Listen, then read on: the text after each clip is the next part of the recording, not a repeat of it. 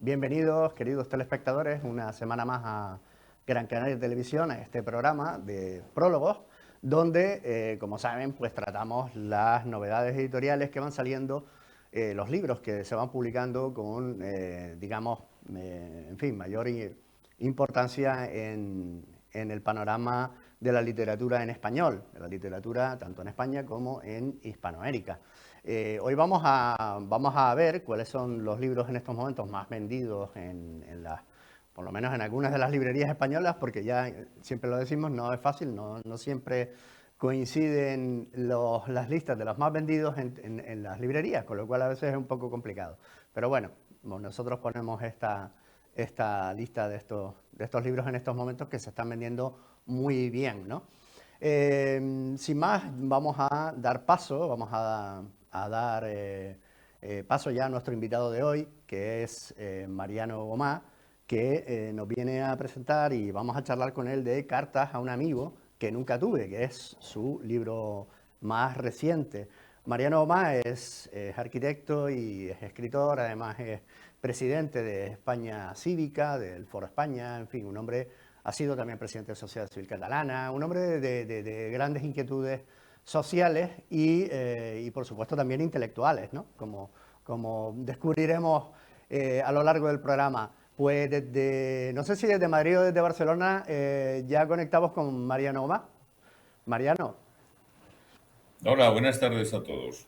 Desde Madrid. desde Madrid, muy bien. Vale, pues bienvenido a Prólogos, Mariano. Ya sabes que esta es tu casa en Gran Canaria Televisión. Y bueno, cuéntanos un poquito qué es lo que querías, de qué es Cartas a un amigo que nunca tuve, ¿no?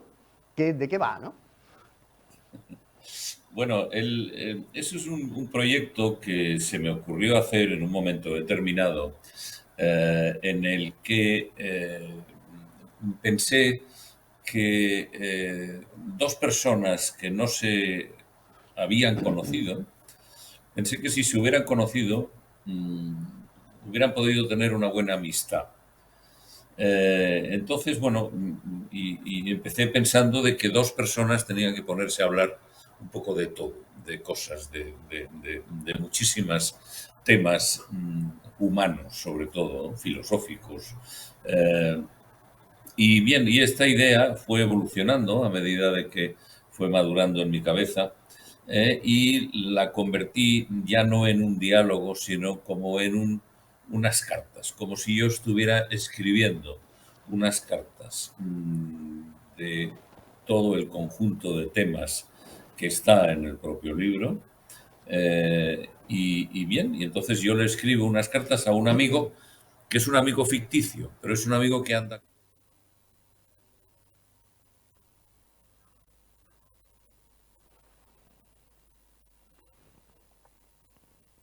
el dónde, ¿no? Porque el espacio en donde eso tenía que producirse. Estas cartas, donde esta especie de carta diálogo tenía que producirse en algún sitio. Entonces se me ocurrió que en fin, además por mi condición de Mediterráneo, eh, se me ocurrió que pensé que el mar era el lugar en donde se podía producir esta reflexión de una persona hacia otra. Y entonces la simulación es de que yo estoy escribiendo, estoy diciéndole a mi amigo eh, lo que opino sobre muchísimas cosas, Sí. entrando a veces a una especie de pequeño diálogo, sabiendo Ujú. lo que él me contestaría, y desde el mar, como si estuviéramos embarcados en una pequeña chalupa en el mar, y, en fin, y eso me da pie, ¿no? Sí, sí, sí, sí. A entrar en una cosa un poco más romántica sobre el tema. Hoy tenemos buena mar, podemos hablar de tal, hoy tenemos mar calma, ahora los vientos se nos llevan, hay que tener cuidado. Es decir, un poco este tipo de cosas. Y ya está, y eso fue la génesis de las cartas al amigo que nunca tuve, ¿no? Mariano, yo cuando lo he estado leyendo, la verdad que está magnífica, muy bien escrito, magníficamente escrito, la verdad que te tengo que felicitar porque el libro se lee muy fácil, pero al mismo tiempo tiene una calidad literaria notable, ¿no? Me recordaba un poco las Confesiones de San Agustín, tiene ese, o incluso las Memorias de Adriano, de Marguerite Yourcenar, ¿no? Tiene ese punto de casi como de autobiografía, pero bueno, en este caso, claro, en forma, digamos, epistolar con un amigo, pero en el fondo tú te vas sincerando sobre todos los ámbitos de la vida, ¿no? ¿Cuáles serían las influencias más, digamos, más claras, ¿no? Para este libro de cartas a un amigo que nunca tuve? Bueno, la influencia es un poco es la edad, hombre. Aprecio que me digas este tema, ¿no? Porque no puedo aspirar a personas como las que has nombrado, ¿no? Pero bueno, y yo creo que este libro en el fondo, y efectivamente lo acabas de decir, es como un pequeño striptease, ¿no? Sí, sí. De personal.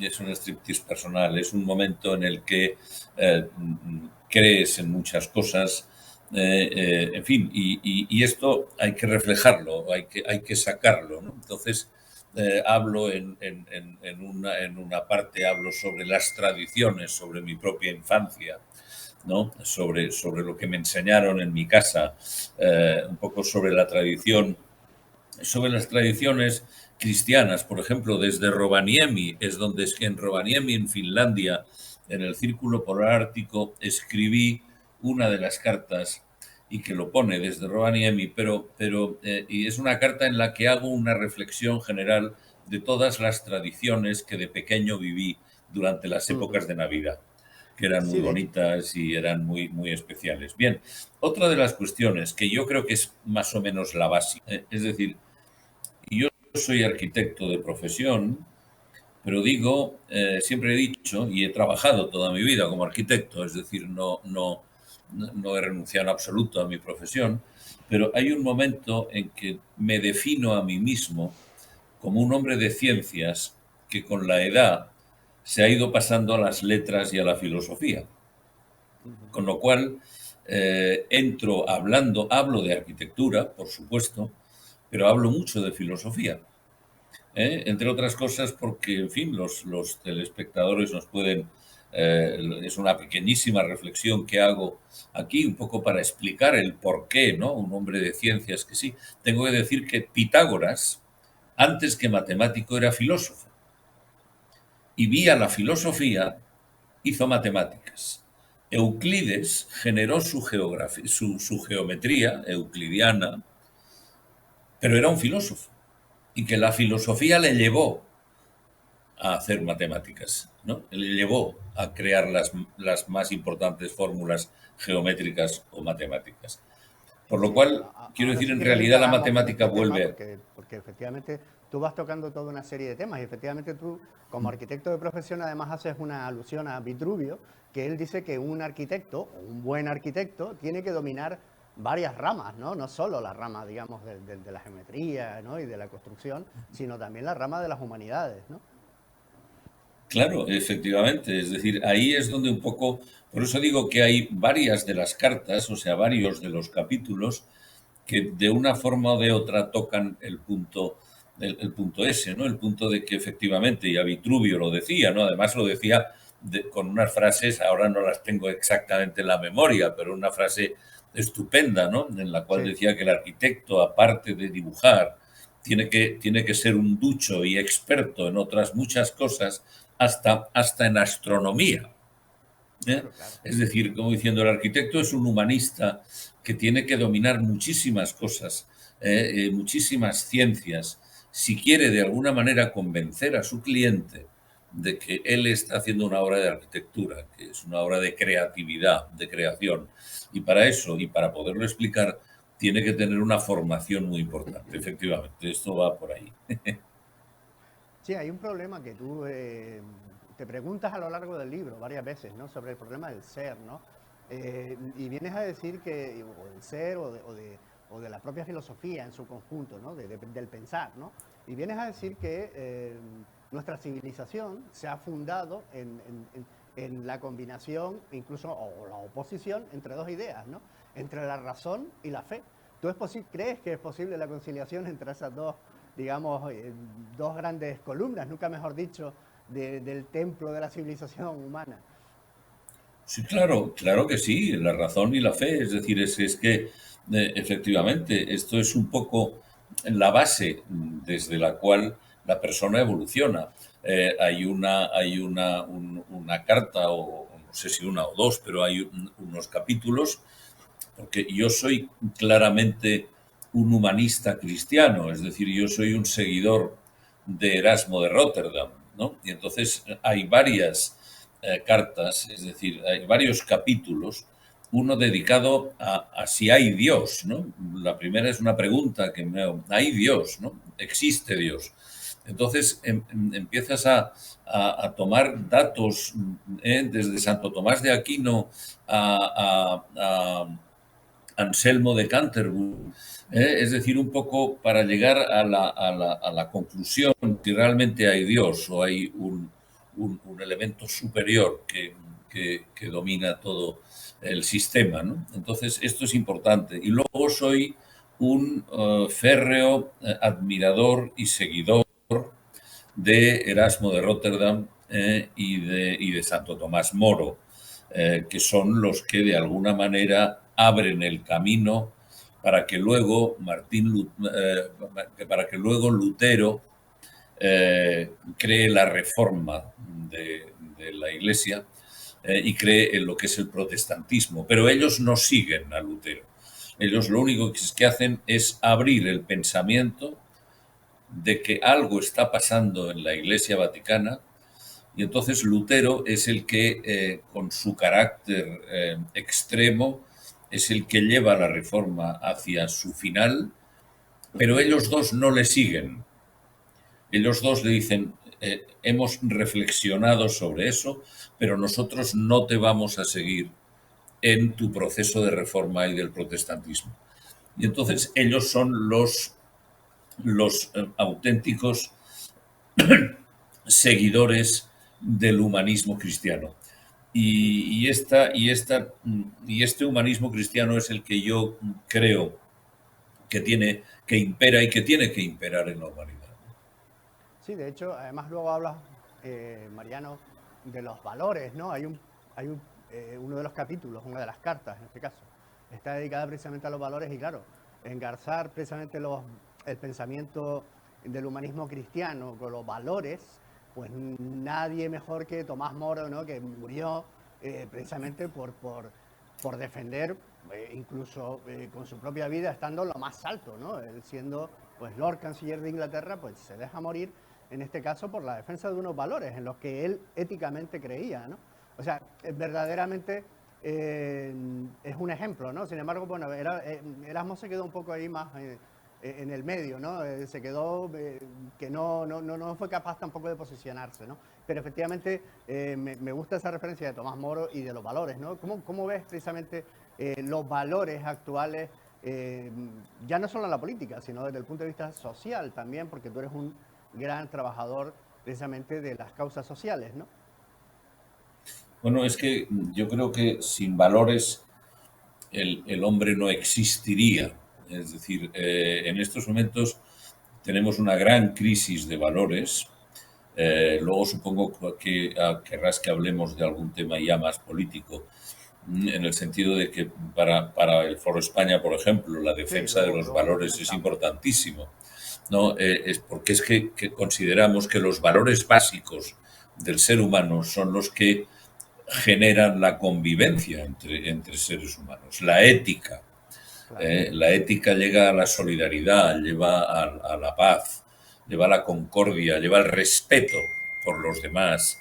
Entonces, estos valores básicos, que no tienen algunos de ellos o no siempre tienen que ver con los valores cristianos, No, no, no. es decir, son los valores humanos, los valores básicos, aquellos que no se rigen por la temporalidad, aquellos que no se rigen por las modas, aquellos que no se rigen por las etnias ni por las religiones, son aquellos que se rigen solo por el concepto básico del comportamiento humano.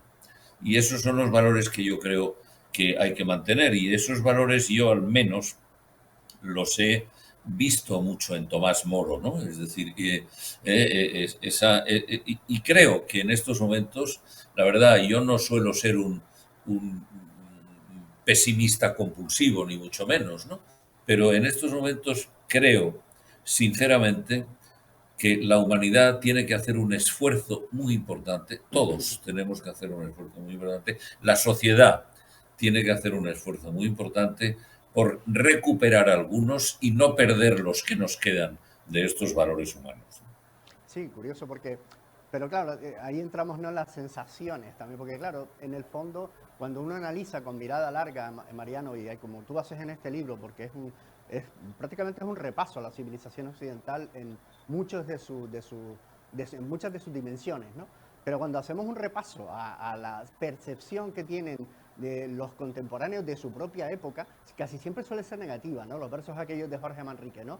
De cualquier tiempo pasado fue mejor, o sea, incluso ya Sí. estamos hablando de la Baja Edad Media, ¿no? Ya esa percepción, o San Agustín, ¿no? Que hablaba de que todo estaba corrompido, ¿no? Que después hablamos, tú hablas de Lutero, ¿no? Precisamente, ¿no? Es decir, esa percepción de la corrupción siempre es implícita, ¿no? En el hombre, en cualquier época, ¿no?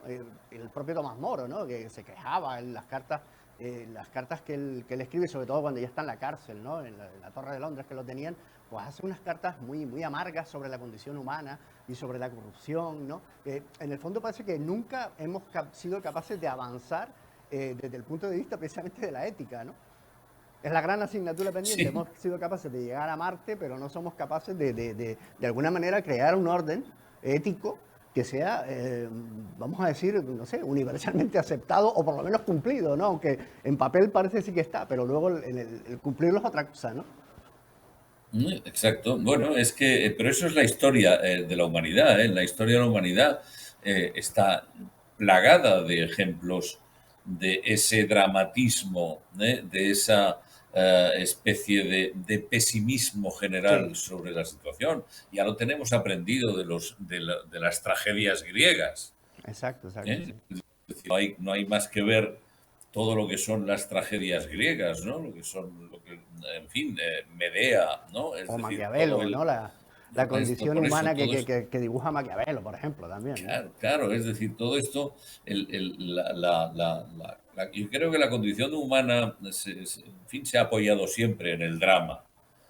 En fin, todos vamos, a ver, tendríamos que hacer que aquí no es un capítulo que podría escribirse, ¿no? Sobre el tema de que cuántos dramaturgos, que fíjate que se llaman dramaturgos, es decir, conocemos que hayan escrito comedias en relación a los que han escrito tragedias. Es decir, es muy significativo, ¿no? Es decir, es muy significativo no sé, de ver que incluso en la ilustración todos los dramaturgos, todos los grandes ilustres franceses, todos son muy dramáticos. Es decir, prácticamente podríamos encontrar que dentro de todo el conjunto de la historia francesa, solamente Molière era una persona que era capaz de escribir en clave de comedia y en clave de humor. Y aquí nuestros grandes poetas del siglo de oro, estás hablando de Calderón, estás hablando de Lope de Vega, estás hablando de Góngora, de todos los grandes del siglo de oro español, también estaba todo bastante en el drama, ¿no? Sueña el pobre que padece, sueña el rico en su riqueza. Es decir, todo el mundo de Calderón es un mundo muy torturado también, ¿no? Es decir, que y solamente Quevedo se permite el hacer una comedia de lo que de lo que le rodea, ¿no? Y todo esto. Entonces, el mundo siempre ha tenido esta visión dramática y ahora la tenemos. Nosotros somos, pues eso, estamos viviendo en este mundo y también vemos las cosas de forma dramática. Pero eso no quiere decir que tengamos que pelear, porque los valores humanos, sobre todo de la ética, que para mí la ética es el paraguas que de alguna manera acoge todas las virtudes humanas, esos valores, ¿no? Es decir, el encontrarse bien tú mismo y con las acciones que haces hacia los demás. Es decir, el que tiene la ética como bandera tiene mucho de ganado porque hay valores que ya no puede dejar de aplicar. ¿Por qué? Porque la ética le obliga a aplicar todos los demás valores. Sí, además, Mariano, tu libro, insisto, como comentaba antes, ¿no? Es una especie de visión general, ¿no? De repaso de la civilización occidental, pero desde una perspectiva muy intimista, ¿no? De hecho, tú dices, hay una frase que a mí me gustó, porque dice que la intimidad está al principio del ser, ¿no? Es decir, cuando uno se queda a solas, ¿no? Pensando en la noche con las estrellas, cuando realmente en ese momento es cuando te das cuenta de muchas, ahí es donde empiezas a pensar cuál es tu verdadera dimensión, ¿no? Y el libro es, en efecto, también muy intimista, ¿no? Está ahí, ¿verdad? Yo creo que el latente, el Mariano más profundo, ¿no? Sí, sí, sí. Bueno, tienes toda la razón. Es decir, bien, yo no sé escribir frivolizando. Es decir, necesito, antes he dicho, una frase que posiblemente poco frívola, pero es la realidad, es un strip, ¿no? Es decir, hay un momento en que tú te descubres a ti mismo, descubres a ti mismo y además le dices a los lectores que te has descubierto a ti mismo, les dices cómo eres, ¿no? Óigame, mire, yo soy jazz y me considero esto. Es decir, eso es un ejercicio, ya digo, de striptease, es un edificio, es un ejercicio de desnudarse, de encontrarse en lo más elemental de la Claro, persona. claro. Sí, sí, sí. Y bien, y esto es lo que me ha llevado a todo esto. Sí, sí. Y hablabas antes de la comedia, Mariano, y del drama y de la comedia, ¿no? Y de los valores, porque ahora si quieres entramos en tu vertiente, porque tú estás preparando, me comentabas un nuevo libro sobre una recopilación de todos tus artículos que fundamentalmente son, no todos, pero bueno, supongo que la gran mayoría, referidos a tu lucha social, ¿no? Hemos hablado de Tomás Moro, hemos hablado del drama y la comedia, y como gente, por ejemplo, en Cataluña, en tu Cataluña, ¿no? De donde tú eres natural, pues como Albert Boadella, por ejemplo, que se atrevió en su momento a hacer pues una crítica desde el punto de vista de la comedia, de lo que era en aquel momento digamos, el puyolismo, ¿no? El régimen de Puyol, y tuvo que acabar como acabó, ¿no? Cuéntanos un poco cómo se vivía o cómo se ha vivido ese proceso mediante el cual la cultura catalana ha ido virando, ¿no? Y Barcelona en particular, de ser una ciudad tremendamente abierta, ¿no? Donde confluían todas las corrientes más novedosas, más cosmopolitas, da la impresión a una ciudad cada vez más cerrada y una Cataluña cada vez más cerrada. ¿Cómo empezó ese proceso y cómo lo has vivido tú? Bueno, yo lo he vivido mal, como Ya. todos los catalanes. Es decir, vamos a ver, hay que tener en cuenta una cosa. El pueblo catalán no es un pueblo, a ver, es un pueblo dentro de España, por supuesto, pero no es un pueblo especialmente alegre, especialmente abierto. No, el pueblo catalán siempre ha sido muy íntimo en sus cosas, muy cerrado, muy para mirarse a sí mismo. Esa alegría que uno encuentra en todas las regiones y todas las comunidades españolas en Cataluña era y sigue siendo muy difícil. Ahora lo es más. ¿Por qué? Pues porque, mira, vamos a ver, la irrupción de este nacionalismo venenoso, vírico, que ha atacado a la sociedad catalana, pues ha convertido todavía al catalán, que ya de por sí es cerrado, lo ha convertido en todavía más cerrado.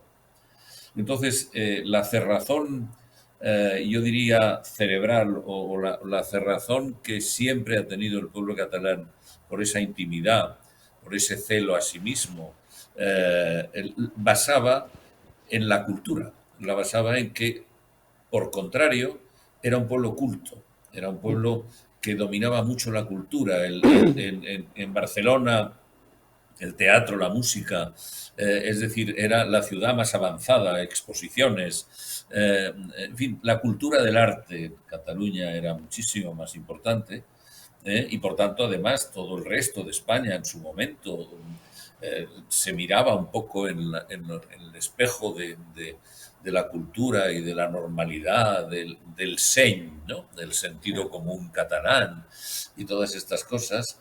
Pero ese virus del nacionalismo lo que ha provocado es una deriva hacia que cada vez el pueblo catalán se ha encerrado más en sí mismo.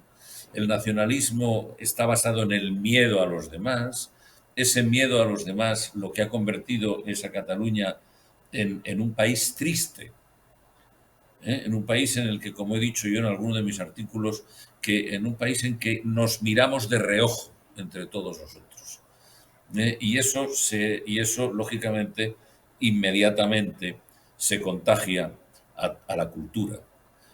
Y la cultura cae en picado porque perdemos porque nos llenamos de nuestros propios miedos y nos encerramos mucho más en nosotros mismos. Nos da miedo salir y nos dan miedo los demás, porque el nacionalismo también es eso, es el terror a lo que te rodea. Entonces, ese terror a lo que te rodea ha hecho que Cataluña se ha encerrado y en estos momentos es muy lamentable la situación que tenemos en Cataluña porque yo creo que va a costar muchísimo tiempo, yo diría generaciones, en que esto vuelva de alguna manera a la normalidad. Y esto es una lástima. Y luego esto unido, lógicamente, unido a la pérdida absoluta cultural de las personas de gobierno. Es decir, puede entender que una joya como es la ciudad de Barcelona esté en manos de una señora como la Ada Colau, que viene del mundo del scratch y del mundo de orinarse en la calle y del mundo para ir a los scratches de los desahucios a ser la alcaldesa de Barcelona. Una persona que es capaz de decirte que el almirante Cervera era franquista. Sí, sí. Una persona que tiene esa capacidad, ¿cómo cree que puede conducir una joya como es Barcelona? Es posible. Y de la manera la Generalitat es lo mismo. Los últimos presidentes, el Joaquim Torra, Gemón, pero ¿quiénes son toda la gente? Son que no han dado un palo al agua en su vida y que a los cuales se les ha confiado una como es Cataluña. Pues lógicamente la han destruido. La destruir. Y Mariano, ¿y cómo tú que eres ahora, bueno, pues en su día fuiste presidente de la Sociedad Civil Canaria, pero catalana, también de España Cívica, en fin, tú has participado en toda una serie de movimientos, digamos, no sociales, oyendo, ¿no? El de David. la sociedad, fundamentalmente en Cataluña, ¿no? Pero ahora se ha ampliado, digamos, por toda España. ¿Cómo explicas que una sociedad como la catalana haya, digamos, claudicado, ¿no? Ante un discurso, yo creo que tan primario, ¿no? Como el del nacionalismo que se hunde pues, en Prat de la Riba y todas estas cosas decimonónicas, ¿no? ¿Cómo ha podido suceder, ¿no? En una sociedad, hablábamos antes de Tomás Moro, ¿no? Ahora mismo yo creo que enfrentarse al nacionalismo pues prácticamente también supone ser una especie de Tomás Moro, ¿no? De esos valores, es decir, casi como que socialmente como que mueres, ¿no? ¿Cómo ha podido suceder digamos, ese proceso, ¿no? ¿Qué ha pasado en la sociedad catalana y por qué, ¿no? Bueno, es que ha sido un proceso lento, ha sido un proceso de contagio. Vamos a ver, hay que empezar pensando y definiendo claramente el nacionalismo. El nacionalismo es un complejo de inferioridad. Entonces, estos nacionalistas ideólogos que empezaron a mover todo esto, en realidad lo que pretendían es, ellos tienen un complejo de inferioridad con respecto a los demás. Porque parece que es supremacismo. Unos dicen, no, es que en realidad es un supremacismo porque se creen mejores que los demás. No es cierto. Ahí está la contraria. Y es que precisamente tienen un complejo de inferioridad respecto a los demás. Ese complejo de inferioridad les obliga a encerrarse en sí mismos porque saben que no solamente no van a poder dominar el entorno exterior a ellos mismos, sino que además se sienten más cómodos encerraditos en su casa con sus pequeñas cositas, ¿no? Y con sus pequeños bailes, ¿no? Entonces, eso, lo que ocurre en Cataluña es que eso que siempre ha sido en un porcentaje, sobre todo en la Cataluña interior, en el momento en que aparecen personajes de esta calaña en los gobiernos de la Generalitat, lo que pretenden es cerrar al pueblo y dominando los medios de comunicación como dominan TV3, que es la única televisión que llega a todos los rincones de todos los pueblos de Cataluña interior, y esa televisión está adoctrinando 24 horas sobre 24 en los últimos 20 años, pues lógicamente es que ha habido un contagio general de todo el conjunto de la Cataluña interior y de mucha pobre gente que se ha creído, estoy explicando, en la Cataluña interior, de que si fuéramos independientes comeríamos perdices y seríamos felices y seríamos los más ricos y estaría muy bien, pues resulta de que se lo han creído. Y entonces, claro, ¿qué ocurre? Que esto sube el porcentaje de votos hacia partidos independentistas, por un lado. Entonces, ¿qué ocurre? Que en el gobierno catalán todo está teledirigido precisamente para fomentar ese fenómeno independentista, dándole la vuelta y no teniendo esa posibilidad de los medios de comunicación, pues lógicamente empezaría a revertirse de nuevo para poder explicarle a la gente que no somos mejores que los demás y que tampoco tenemos que ser peores, que perdamos ese complejo de inferioridad. Mirad, hay un ejemplo clarísimo y lo digo porque vuelvo a una cosa que a mí verdaderamente y como arquitecto además me indigna. Es como una ciudad puntera en el mundo del urbanismo. Está perdiendo absolutamente, se convirtiendo en una ciudad provinciana totalmente, pero a unos niveles. ¿Cómo se le puede ocurrir a una persona negar que el Hermitage llegue y se instale en Barcelona? ¿Cómo se le puede ocurrir a alguien? Pues es lo que está pasando. ¿Cómo se le puede ocurrir a alguien decir que una inversión de 12.000 millones de euros en el aeropuerto del Prat no se puede hacer porque hay un problema ecológico de unos terrenos alrededor que no permitirían eso? ¿Cómo hemos podido llegar a estos niveles de bajeza? Pues a través de que hay una serie de personas. A ver, Ada Colau tiene un complejo de inferioridad tremendo, porque es que lo es que es una mujer inferior. Y como es una mujer inferior, le han dado la vara de mando de alcalde. Y entonces lo que pretende es que todo lo que le rodea sea inferior a ella. Y siendo inferior a ella, todo se va abajo. Esta es la historia, sin más. Y Mariano, bueno, sí, has hablado un poco y efectivamente ha perdido un poco comba Barcelona, ¿no? Porque yo me acuerdo en los años 80, por ejemplo, todo el mundo editorial, prácticamente todas las grandes editoriales que publicaban en español estaban en Barcelona, ¿no? Han ido pues desapareciendo, incluso grandes escritores que no escriben en catalán, pues ya no se les considera ni siquiera tampoco parte de la literatura catalana, ¿no? Yo creo que, por ejemplo, Javier Cercas, ¿no? Si no me equivoco, ¿no? Y ha escrito varias cosas sobre eso, ¿no? Es decir, ¿cómo ves tú, bueno, tú que participas de manera directa, ¿no? ¿Qué reacción está habiendo por parte del mundo cultural en Cataluña con, digamos, con respecto a ese proceso de cada vez de cerrazón, ¿no? ¿Cómo se está organizando y qué perspectivas tiene? Bueno, nos hemos organizado un poco en la resistencia. Es decir, hay unos grupos que somos verdaderamente la resistencia cultural y otros muchos se han marchado.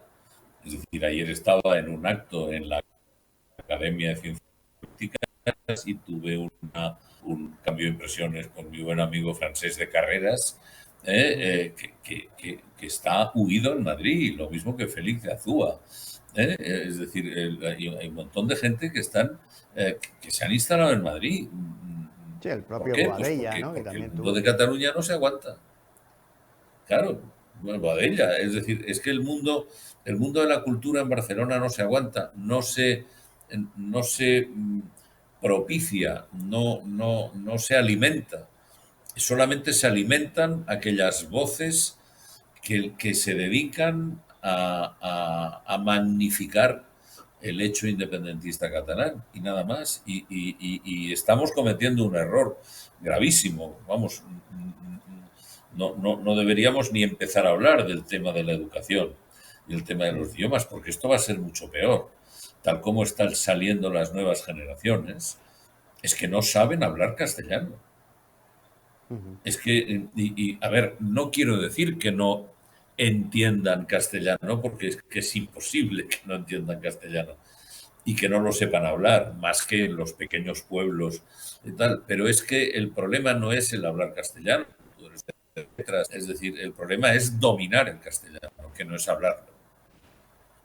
Es decir, entonces, eso es un error gravísimo porque no solamente va en contra de nuestro propio idioma, que es el que habla medio mundo, y el que hablará casi el mundo entero dentro de pocos años, es que estás yendo en contra de la civilización. Estás ayudando a cerrarte, porque si una persona no domina el castellano lo suficiente, pues va a empezar a cerrarse en su casa y no va a salir fronteras allá, porque el catalán lo único que sirve es en cuanto sales del aeropuerto de Barcelona o del puerto de Barcelona, se acabó.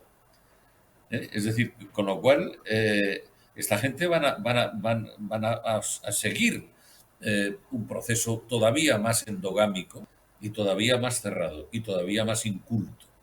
Con lo cual, es peligrosísimo lo que está pasando. Nos va a costar una generación entera más volver a que una vez aprobada una ley de educación como Dios manda, vuelvan a salir a la universidad y al mercado laboral laboral y al exterior en las condiciones de hablar y dominar, ya digo, no hablar solo, dominar perfectamente el castellano.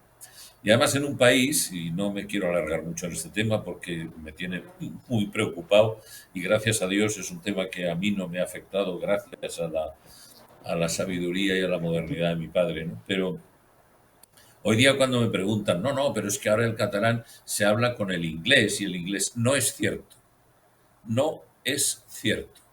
En España no hay inglés. Ahora hay algunos aventajados que porque sus papis los han llevado a colegios ingleses o americanos a hablar bien el inglés. Porque hablar el inglés no es decir my name is Mariano, what is your name.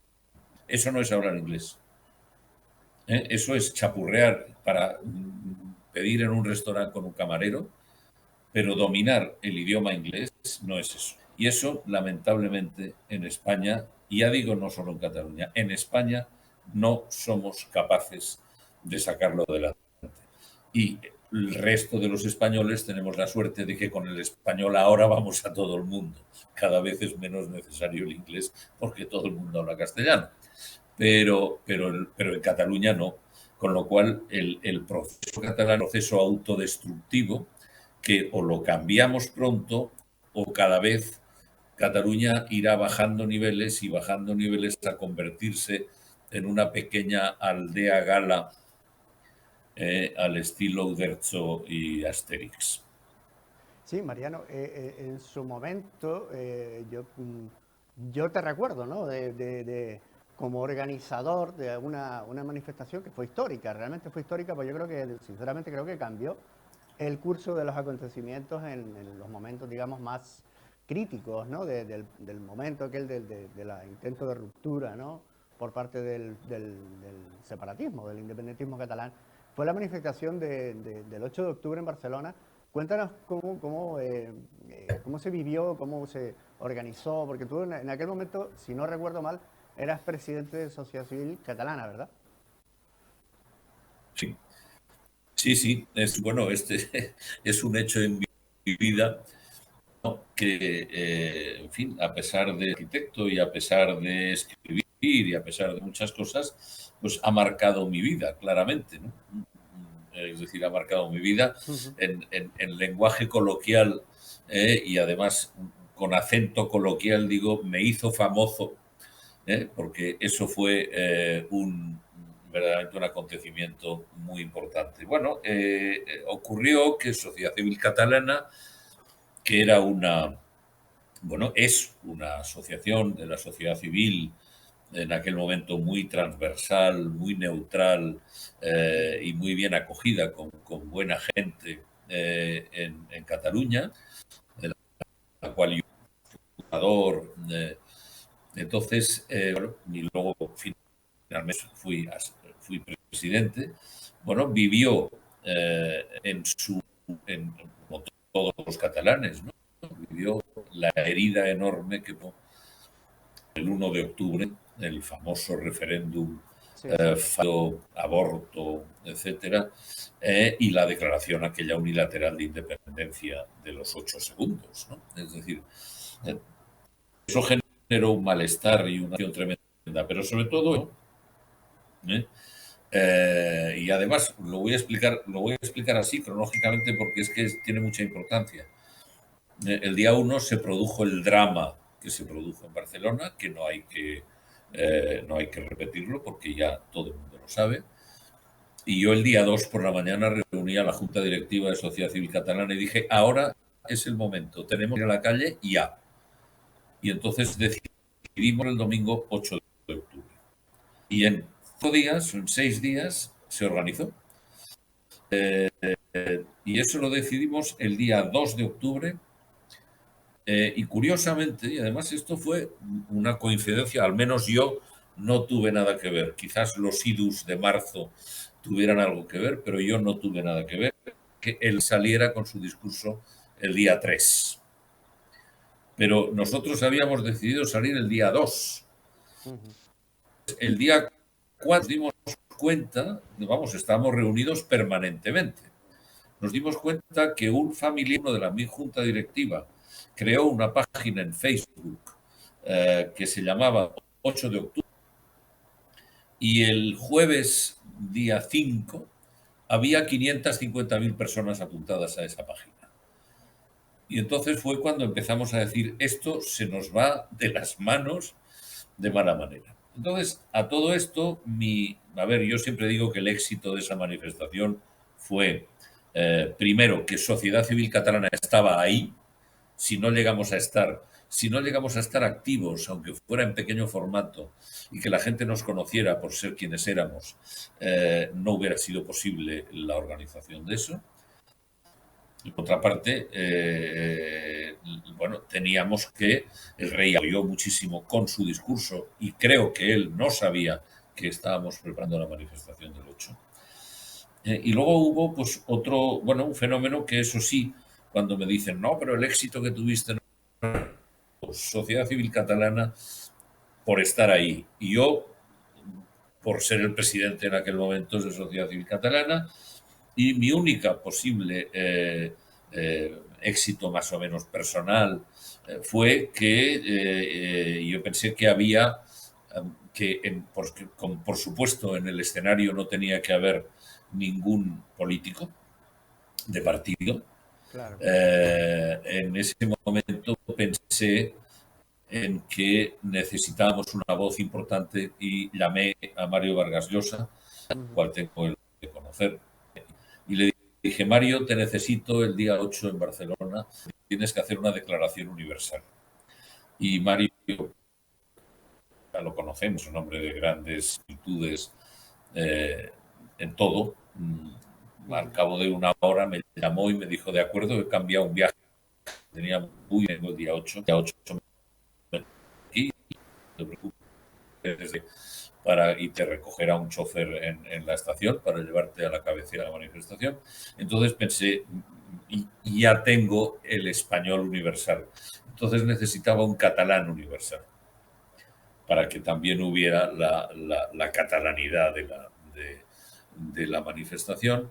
Y entonces, bueno, pues se me ocurrió llamar a Josep Borrell, que, bueno, pues que todo el mundo conoce y que además es un catalán universal, europeísta, españolista, constitucionalista y además un hombre brillante. Sí, sí, Entonces llamé a Josep Borrell, al que también tengo por razones de familia prácticamente el placer de tener muy buena relación con él. Le llamé, le dije que venía Mario, él dijo yo voy también. Y entonces ya tuvimos el cartel. El cartel era Mario Vargas Llosa y Josep Borrell. Y claro, eso, conjuntamente con la multiplicación que se produjo de todo, pues ocurrió sí, lo sí, que aquello ocurrió, fue monstruoso, que la verdad. salieron más de 1 millón de personas, Casi 1 millón, sí. porque la gente estaba muy caliente. Es que en Cataluña se habían traspasado las líneas rojas, es que se había declarado la independencia. Eso no puede ser. Es Claro, decir, claro, a claro. ver, se puede estar más o menos de acuerdo con leyes que el gobierno actual está haciendo, no sé qué, pero nunca se ha traspasado una línea roja como para declarar unilateralmente la independencia de Cataluña. Eso es que no podía ser. Y bien, y la reacción de la gente fue la que fue. Y efectivamente, yo creo que cambió bastante el curso de la historia en este sentido, ¿no? Mariano, y ahora ya vamos a ir concluyendo. ¿En qué andas metido? Que en España Cívica es otro proyecto también, ¿no? De, digamos, desde las sociedades civiles intentar, bueno, pues de alguna manera influir o formar Sí, parte del, digamos, el rumbo, ¿no? La marcha que lleva, en este caso, que lleva ya toda España, ¿no?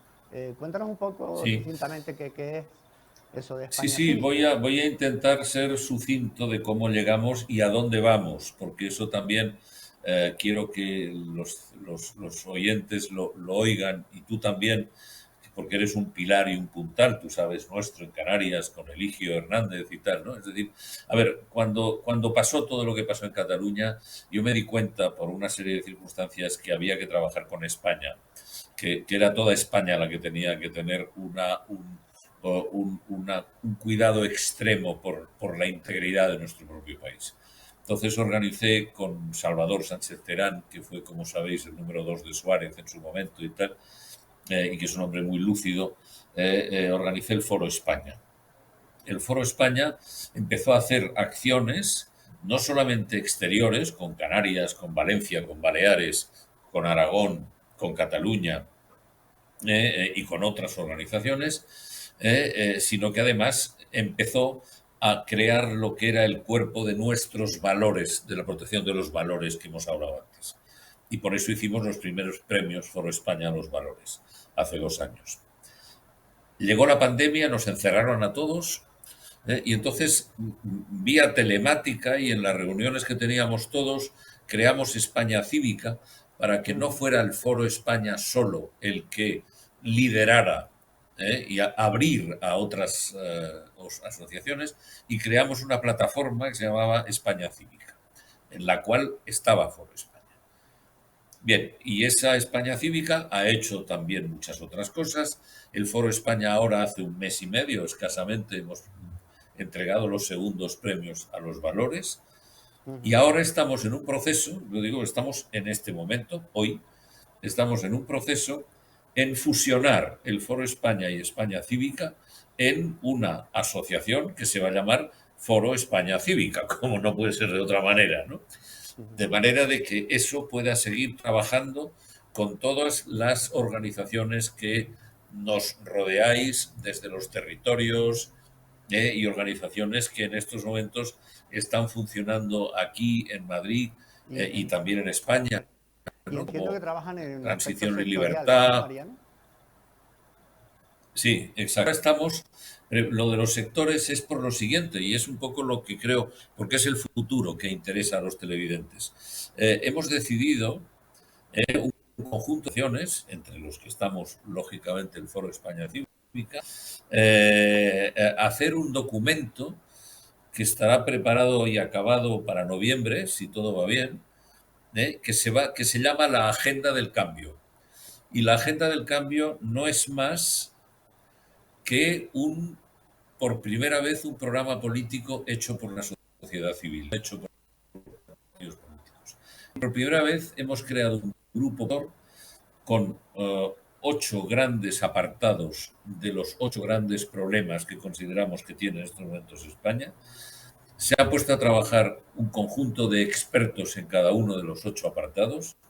Están extrayéndose ya las conclusiones de estos 8 apartados, y cuando lo tengamos todo, que ya empezamos a tener un gran nivel de ocupación, lo que haremos será un esfuerzo de síntesis de todo ese trabajo para que en octubre, noviembre podamos presentar un documento a la sociedad, a todo el mundo, un documento que no tenga más de 50 o 60 páginas, porque sería demasiado largo, es decir, tiene que ser un documento muy sucinto y muy que esa gente llegue a la sociedad, a la ciudadanía, a los políticos, instituciones, a todas partes, lo que conocemos que la sociedad civil está pidiendo que pase en este país.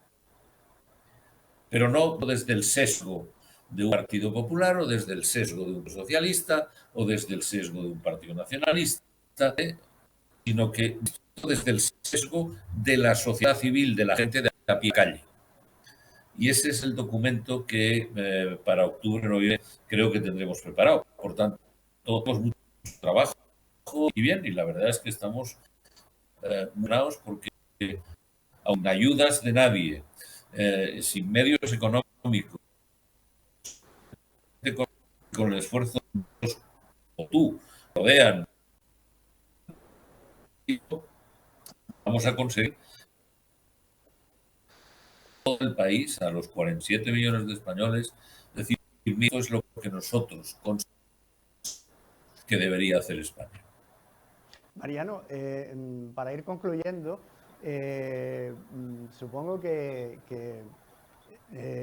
después de tu medio exilio, ¿no?, que tienes en Madrid, hablas aquí del Mediterráneo, ¿no?, en tu libro, como uno de los elementos constitutivos prácticamente de tu ser, ¿no? Supongo que, ¿qué representa el Mediterráneo para ti? Supongo que querrás volver a disfrutarlo en paz, ¿no? También hablas aquí de la paz y de la tranquilidad, ¿no? Ya para un poco para ir Sí, claro. concluyendo como reflexión final, ¿no? Que por cierto que también Y, tus poemarios también los recomiendo, pues son magníficos. ¿Qué representa el Mediterráneo para ti? ¿Qué te gustaría ya? bueno, el Mediterráneo es mi casa, es mi mar, es mi fondo, mi horizonte. Es decir, yo soy una persona que he nacido mirando al horizonte y viendo el mar. He vivido viviendo las noches del mar, viviendo los días del mar. Soy una persona amante del mar, me encanta navegar, me encanta, en fin, he navegado muchísimo y porque ¿sabes? Yo creo que me relaja. Encuentro el mar muy relajante. Y he vivido siempre así, he tenido siempre en mi piel la humedad que te trae el mar, ¿no? Y además, y el Mediterráneo es un mar cálido, es un mar tranquilo, eh, y además es un mar por el que han dejado su sangre todos los pueblos de todas las civilizaciones Sí, sí, desde el inicio efectivamente. del mundo. Porque vosotros, canarios, que tenéis el Atlántico, el fantástico y maravilloso Atlántico, pero es tan inmenso vuestro Atlántico que nuestro Mediterráneo es como más o menos un charco, pero es un charco mucho más próximo, ¿no? Es un charco mucho más próximo alrededor del cual han pasado todas las cosas que podían pasar en el mundo, han pasado. Y ese es un poco mi vida, vamos, es decir, es que he nacido respirando el aire mediterráneo y eso no me lo puedo quitar ni me lo quitaré nunca de encima, ¿no? Ahora, otra cosa es que yo pueda estar no en un exilio, sino en Madrid, pues porque en estos momentos Madrid todos sabemos lo que está representando para el país, etcétera, pero sino porque además, pero yo regreso a Barcelona constantemente, regreso al mar Mediterráneo, vamos. Ya sé que es que no me puedo desprender, que yo creo que lo llevo en la piel, ¿no? Pues Mariano, muchísimas gracias por habernos acompañado, por habernos honrado con tu presencia en Prólogos. Ya sabes que aquí tienes tu casa cuando publiques ese nuevo libro que va a ser una compilación de tus artículos, ¿no? Largo trayectoria ya que tienes como columnista también, pues aquí tienes tu espacio para venir a contarnos un poco de qué va, ¿no? Pues Muy muchísimas bien. gracias por habernos acompañado, Mariano. Muchas gracias a vosotros y muchas gracias al pueblo canario porque es algo que yo tengo, lo llevo muy dentro. Muchas gracias a vosotros. Muy bien. Muchísimas gracias, Mariano. Terminamos ya nuestro programa de hoy. Vamos a ir concluyendo ya. Bien, pues yo creo que si para los para Mariano en este caso, ¿no? Para los catalanes, pues el Mediterráneo forma parte de su piel, para nosotros los canarios el Atlántico pues también es todo, ¿no? Es por donde nos han entrado todas nuestras influencias, forma parte de nuestra de nuestro ser, ¿no? Y de nuestra identidad, la importancia que tiene un mar, ¿no? Y sobre todo para nosotros que somos isleños, ¿no? Estamos rodeados completamente por esa inmensidad del Atlántico. Sin más, se nos acaba el tiempo, en televisión esto es así. Y les emplazamos hasta la próxima semana en Gran Canaria Televisión. Les animamos a que sigan viendo nuestra programación. Y aquí quedan, pues nada, citados para el próximo miércoles en Prólogos, este programa que se dedica a la literatura en nuestra querida lengua española. Muchas gracias y hasta la próxima semana.